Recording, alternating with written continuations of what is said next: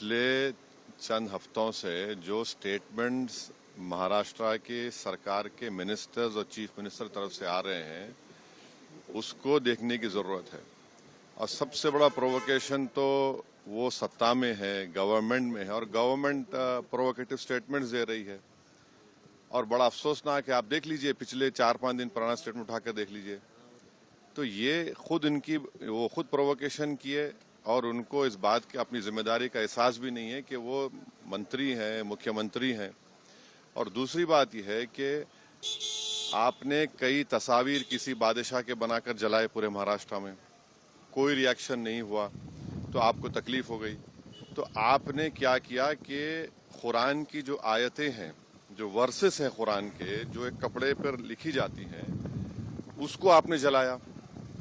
और जब ये हरकत हो रही थी तो उसी वक्त जाकर मुकामी वहाँ के जो मुसलमान और हिंदू लोग थे, जाकर कंप्लेन किए डीसीपी को कि इसको रुकवाइए। देखिए ये जो कपड़ा है जिसपे कुरान करीम के आयतें लिखी हैं, वर्सेस लिखी है, मत करिए। जलाया गया, एक्शन नहीं लिए।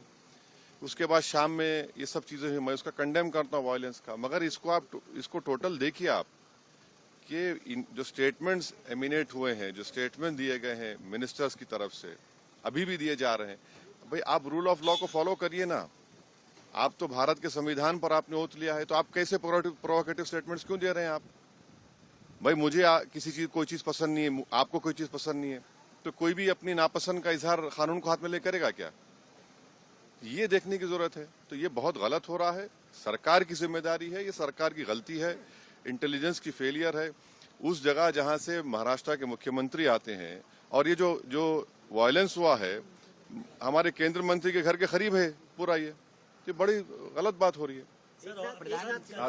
अब हो गया। सर, फडणवीस साहब ने कहा है कि ये बहुत रिग्रेटेबल है, बहुत दुख की बात है कि स्टेट एक्सचेकर से औरंगजेब के कब्र की देखभाल करनी पड़ती है।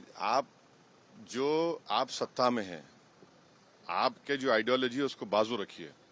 आपकी आइडियोलॉजी होने चाहिए भारत का कॉन्स्टिट्यूशन और रूल ऑफ लॉ को अपहोल्ड करना। 6 दिसंबर 1992 को क्या हुआ, और उसके बाद सुप्रीम कोर्ट ने उसको एग्रीगियस एक्ट कहा। तो आप देख लीजिए, हुकूमत आपकी है, मंत्री आप हैं, रूल ऑफ लॉ आपको फॉलो करना है, और आपको कॉन्स्टिट्यूशन के लिहाज से अपनी हुकूमत चलाना है।